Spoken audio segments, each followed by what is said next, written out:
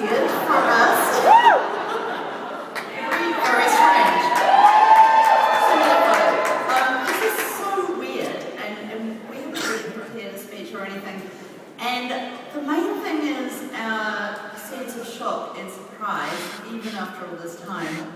We should be used to the fact that you like us, you really like us. But it's New Zealand. we don't usually like our own stuff. If you told me 7 years ago that you would all be here celebrating the show as a cultural icon, I would have gone, have you been on Wanta's Mum's Cooking? Because it's just too ridiculous.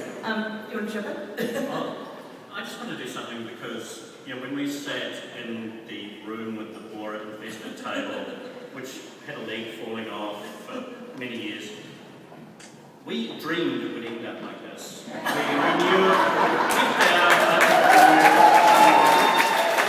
but just so that my dreams can come true, and I've got to, can we do something? Because after 25 years in the industry, I'm working on the probability this is never going to happen again. Do you know how to do the West Auckland side? You fold it, and you fold the thumb over, and you do that. Okay? Can everyone do that, please?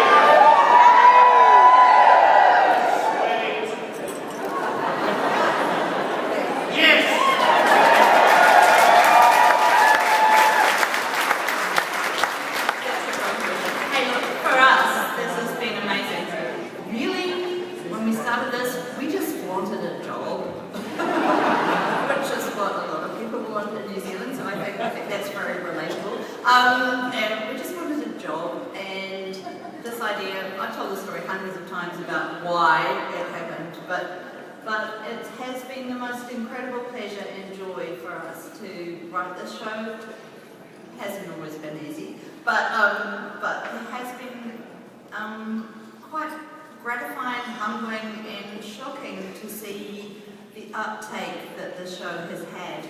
And I am so proud and so humbled to have written stories that have represented New Zealand. I'm really glad to make people feel good about themselves.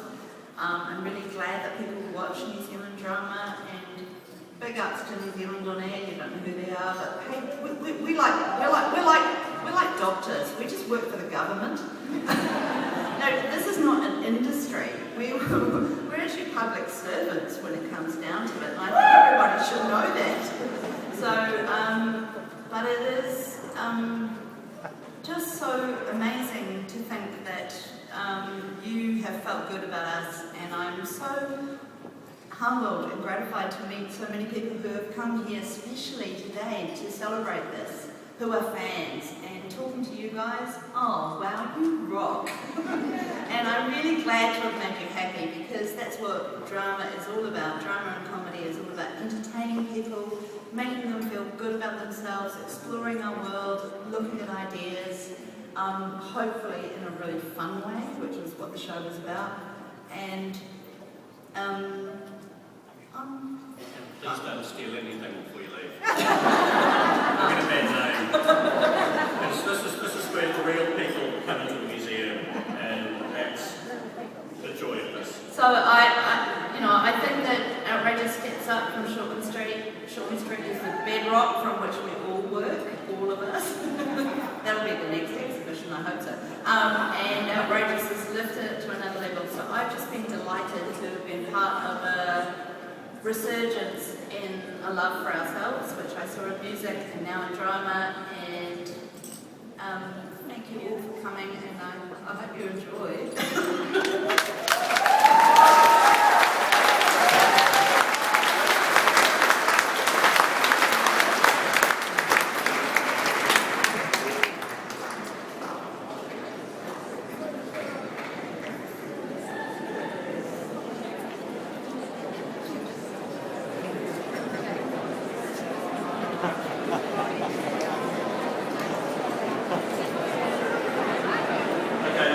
cocked up. I fucked up. I said fuck in New Zealand. Shit. I said fuck.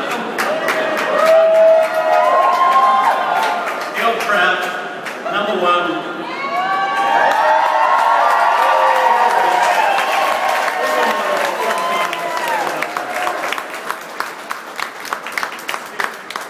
Speak briefly, Robin. Old trout goes on like a pork chop. Fuck me! I knew I was in the right place when Don McKinnon comes to Don McKinnon's. Can I call you Don? Stands up here in a leopard skin tie and uses words like thrust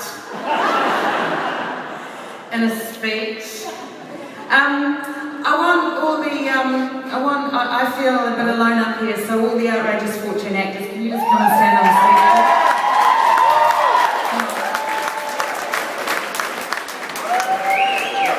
This is not to show them off, this is to show you off to them. I want them to see what you guys look like.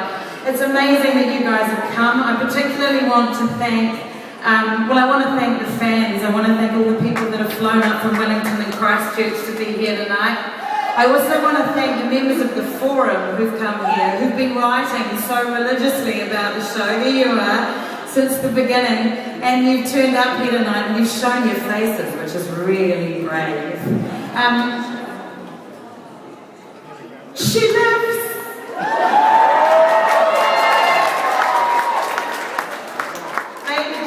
Not so bad anymore. Hi guys. What this is about, this is completely surreal. We walked onto the set before and I burst into tears because we haven't been on that set, since we shot the last few scenes. And I just have to tell you, it is exactly how we left it. It smells the same. Sniff the carpet.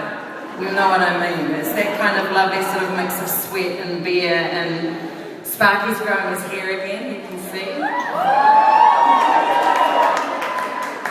So what this is about us giving the show back to you. And I think this is a wonderful thing the museum has done, because we've been, as Rachel said, we've been making the show for you guys for 6 years, and the uptake that you guys have had has been amazing. And you've taken the show and you've run with it, and you've been such an extraordinary, you've been our audience, and we made it for you and for the audience to for the museum at least, to find a way for us to give you the show is a beautiful thing. And what we would like to do as part of this process is there are 10 women up the stairs here who won the Cheryl Lookalike contest, and